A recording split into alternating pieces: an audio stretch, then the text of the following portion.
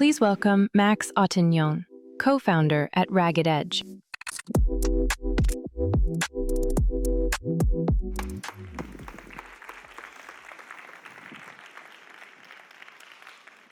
Thanks for coming back for lunch. I know you guys in Spain like a long lunch, so I'll try and keep it lively. My name is Max. I'm co-founder of a branding agency called Ragged Edge. At Ragged Edge, we spent the last 18 years building a team of like 40 world-class talents united by a refusal to settle for average. I'm going to give you a caveat based on this refusal to settle to average. The fonts aren't working. So it's the type on this won't be quite as perfect as I would have planned, but we're going to go anyway. So the team. Our clients, the one thing they have in common, it's not what they do, it's not where they're based, it's not how they think about their categories, it's how they think about creativity. It's how they want their ambition, their creative ambition to feel. And what is really, really exciting about all these clients, they're all different in lots and lots of different ways, but what they have come to us with is a creative opportunity, an ability to use creativity to create difference. And so that's kind of what I wanted to talk to you about today.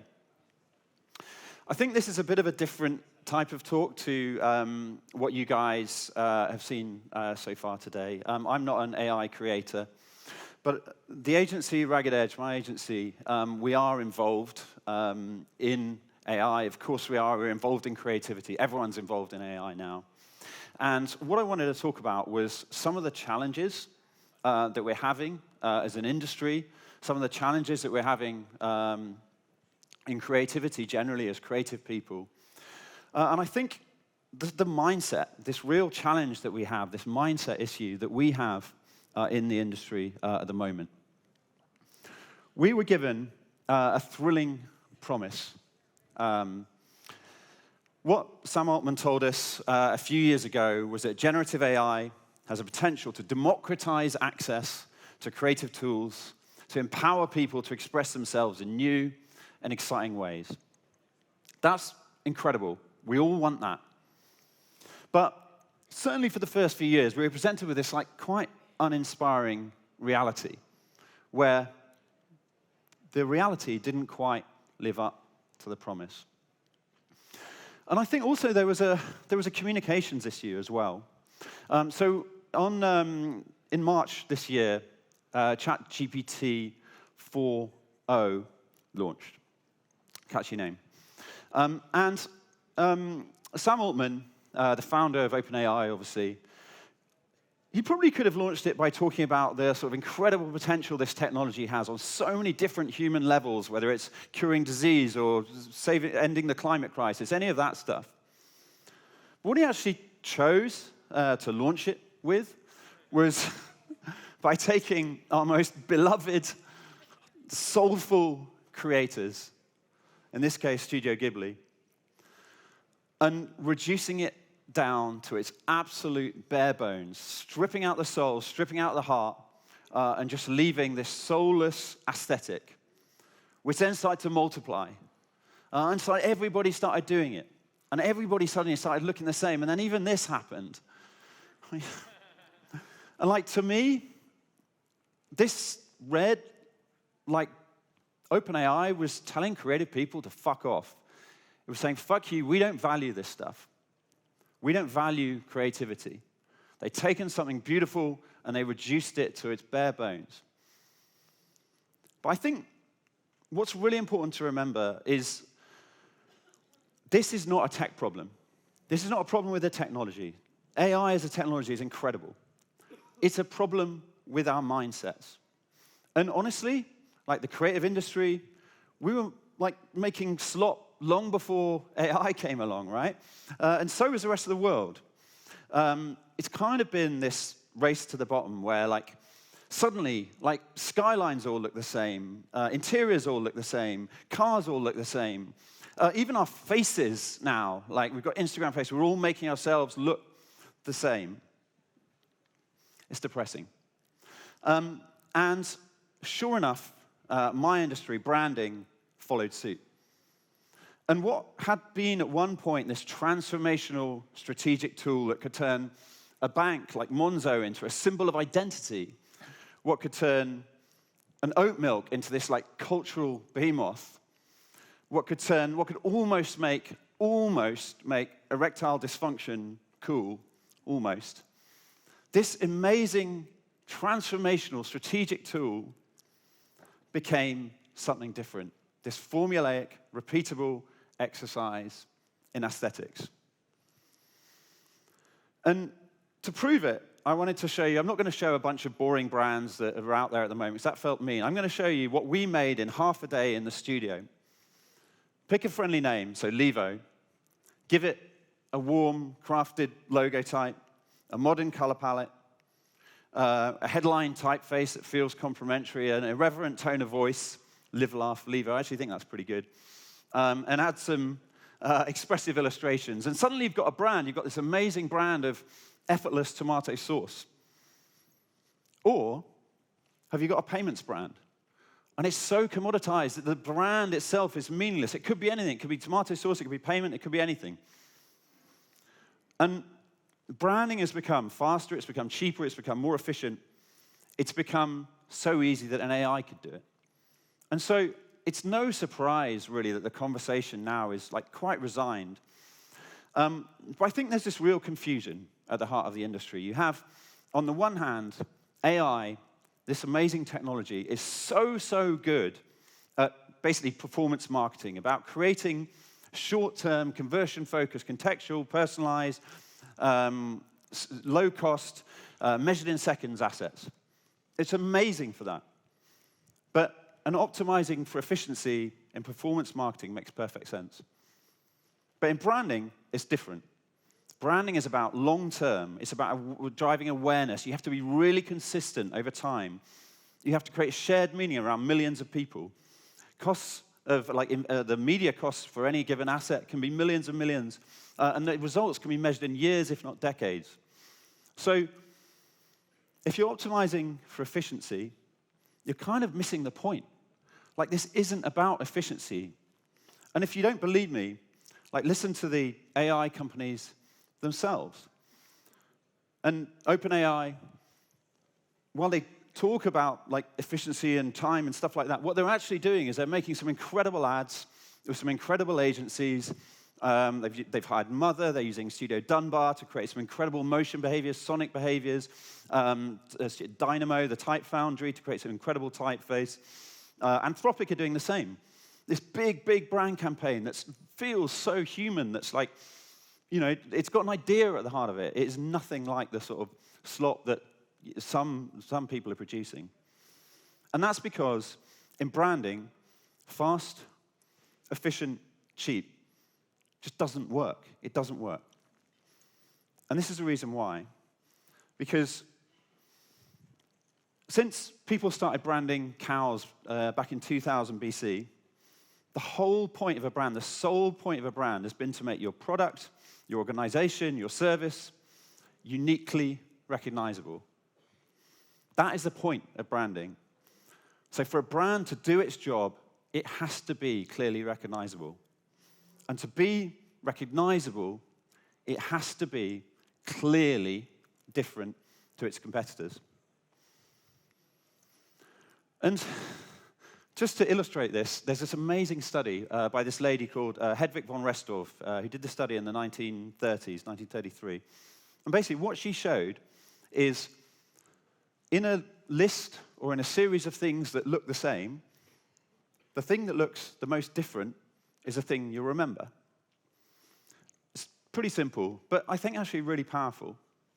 And I think what I wanted to show you here was the Olympics, right? Incredible achievement, sporting greatness. This was the 100-meter final. I kind of can't really remember what happened. if I'm honest. But what I do remember is this. I do remember Raygun. And do you know what? So does the rest of the internet, and that's what the internet got excited about. I love this Jurassic Park one. Like all this stuff. This is what gets people excited, what's different. Because what's different gets noticed, what's different gets remembered, and what's different gets chosen. And different is really, really hard.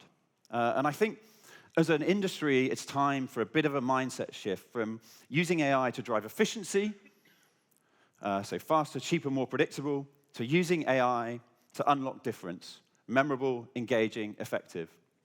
And so in the final little bit of time I've got with you guys today, I wanted to show you 3 principles that we use at Ragged Edge to go anti-average with AI.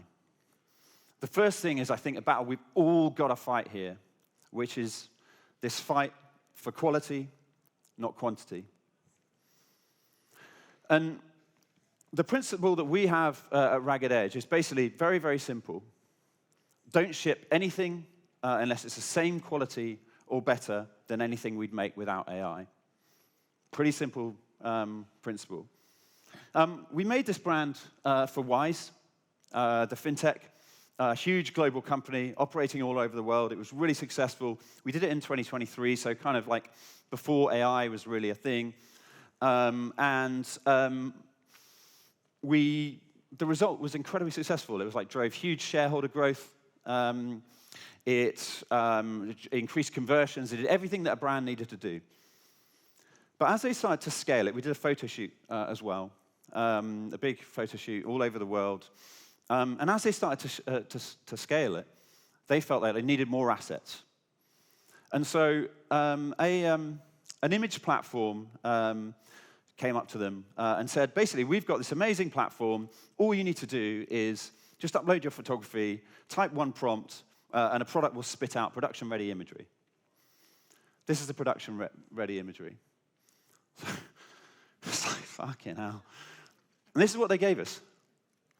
And they felt like this was good enough. Not Wise, but the company that was pitching to Wise. And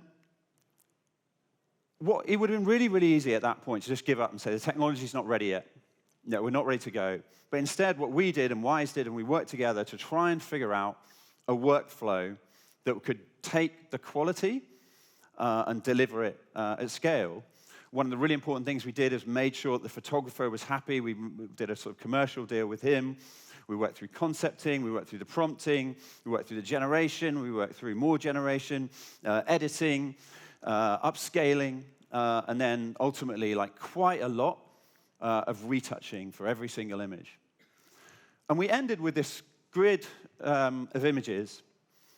Some of these are AI, some of these are not AI. You would not be able to tell which ones are which, I don't think. I'm not sure anybody would be able to guess. And I think for me, this is a lesson for Ragged Edge, but also, for everybody, that it's not just about taking the time to do it right. Like, that's important. We've got to take the time. It's also about helping stakeholders understand the reality of the tech, not just the promise. The clients, everybody else involved. You can have fast and cheap, or you can have good. Fast and cheap or good. The second principle is about ideas. So for me, this is potentially the most important thing we have at Ragged Edge, which is this idea that if you start with an aesthetic, if you start with the same place everybody else has been, you'll end up in the same place everybody else has been. And you don't think these are AI generated, actually. This is just the world copying each other, and I think that's exacerbated by the technology we now have. But if you start with an idea, not an aesthetic, it opens up possibility. And so what we do at Ragged Edge, we say, at the beginning of the project, beginning of the creative phase, we bring anything you like to the table. It could be a meme, it could be a song, it could be a poem, anything but an aesthetic. And I'll give you an example for one of our clients, which is called Zar. Zar is an amazing business created to help the 1 billion people living in countries on unstable currencies to easily convert their money into dollars. So it's quite a complex problem. It's quite a complex business. We needed a really simple idea at the heart of it. And so we came up with a rock. And this idea that you can take all these unstable currencies and you can turn it into a rock. The rock solid dollar.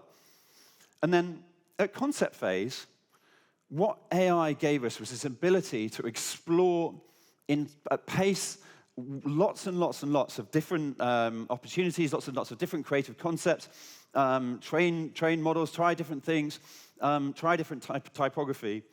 And what we ended up with is some language around this sort of rock-solid logo that felt really, really different to anything we'd ever seen. We showed this to the client. We would not have been able to do this with AI just because of the pace it needed to happen. They loved it. They bought it. And then we started to roll it out, show some applications. And then what we tried to do was we then had to get into the craft and the graft, literally carving out the letters, developing the logo, and then eventually delivering the brand. That was a year-long process. So it's not about speed. It's about craft, and it's about the AI allowing us to come to an idea that we wouldn't have got to normally. And like you can see the sort of level of detail that we have to go into with these things is so detailed. But the AI got us to that beautiful concept in a way that we just wouldn't have been able to normally. And so the idea made it different, the AI made it possible, and the craft and the commitment made it real.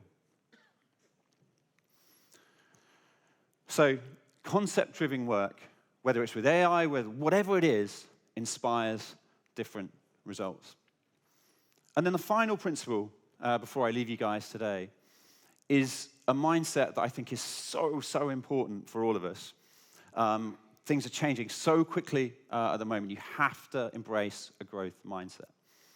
I think being wary of AI is incredibly irrational. There is a long list of things.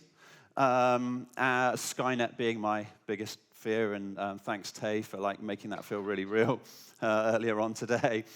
And that is before you even get to the creative challenges with it. And I think when we started first experimenting with AI, we thought, okay, you can use video now. Maybe we can use it to rotate this bottle here on this brand we made for East London Liquor Company. And we tried, and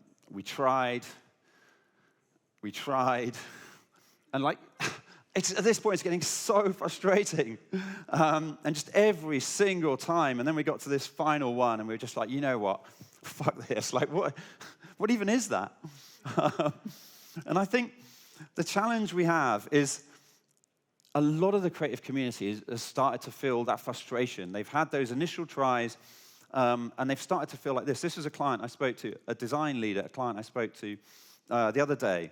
They talk to their bosses. They say they're using it. But the reality is they're trying to avoid it because it slows them down. It's an inhibitor to their creativity.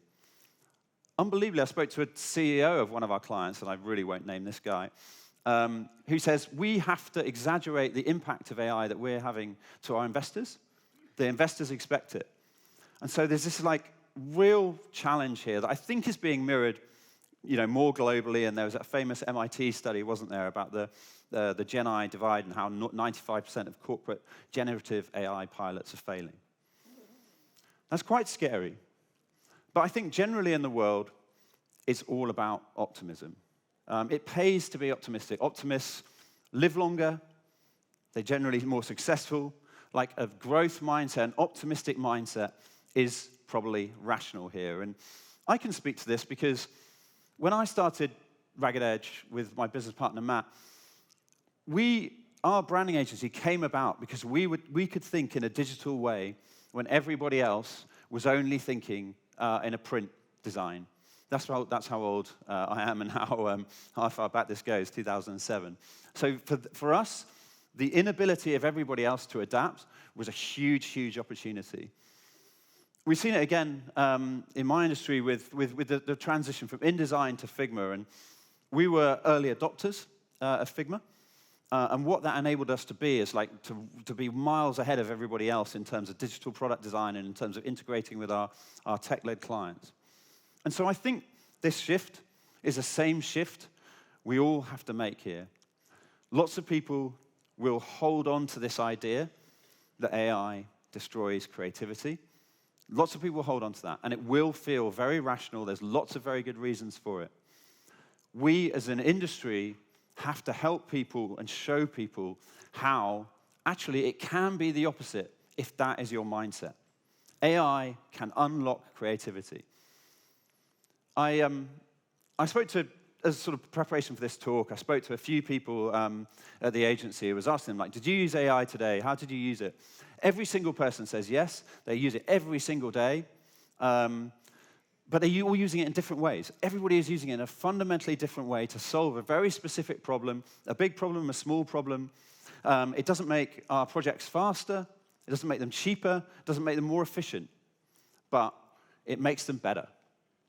And what is really exciting about this technology is that the possibilities are multiplying by the day.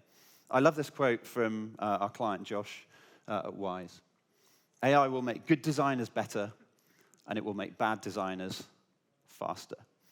I think that is very, very true. We've done a few projects in the last few months, and you can start to see how AI is starting to impact our work. Or at least I hope you can't see, but I can see, because I know what went into it. I know what tools we used. I know what was changed. In this project for Solflare, a crypto wallet, we tried a lot with AI for the illustration system, but we couldn't get it quite perfect. And so AI was primarily used at more of the concept phase. For this consumer credit brand over in the US called Tilt, again, we're using it in the concept phase. It's enabling us to share different ideas, more broader ideas, more distinctive ideas. We're also starting to use it in little bits of animation, little bits of bringing some of the footage to life and things like that. So it's starting to come to life into production. And then finally, Palmetto, which we released a few months ago. We're really proud of this. This is a climate tech business that's trying to change how people think about the impact on the climate. And how actually, like, maybe we're entering this world of abundance with clean energy. And for here, we were able to use it pretty with lots of integrity, combining real photography, real footage, real film, but also bringing that AI into it at a production level to make sure that we had something that you couldn't kind of tell the difference between the assets that were AI created, the assets that were created by a photographer. It's seamless, but it has enabled us to do stuff that we wouldn't have been able to do otherwise. And so I think the simplest way of summing this up, right, is AI gets better every day. We have to get better every day, too. So 3 principles. Fight for quality, not quantity. Start with ideas, not aesthetics. And embrace a growth mindset. As an industry, as a creative industry right now, I believe this, like, we are in a fight. But it isn't against AI. It's against apathy. We're in a fight against apathy, against people that want things faster and quicker, who want things more efficient, who want things to cost less. They don't care about the quality. We have to fight. We need to come together as an industry. We need to fight for time. We need to fight for thinking. We need to fight for quality. We need to fight for experimentation. We need to fight for craft. And fundamentally, we have to fight for difference. We have to fight for difference. And I think if difference wins, we, as a group, as a creative industry, we all win. If difference wins, we all win. I'm going to show you one more slide, and then I'm going to leave. And this, to me, is the most important slide of all. It's nothing to do with AI, but it's something I think about. It's my own little personal mantra, I guess, which is be more party cannon. Thanks, everyone. That was amazing.